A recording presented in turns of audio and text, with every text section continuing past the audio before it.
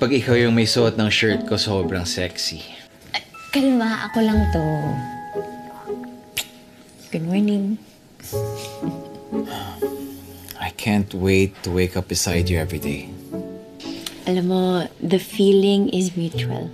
Pangarap ko din kaya to. Ang alin? Pag nag-asawa na ako, gusto ko mukha niya yung bubungad sa akin pag gising ko sa umaga. Gusto ko din, mukha niya rin yung huli ko nakikita bago ako matulog. Did I hear it right? Asawa? Alam mo, magkape na muna tayo kung ano-ano na yung narinig mo. I know what I heard. Okay? Brandon, in-email na sa akin ni Kimberly yung mga gagawin mo today.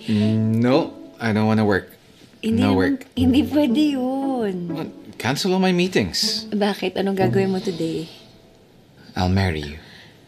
If you feel the same way, let me in your heart to be with you, to be with you.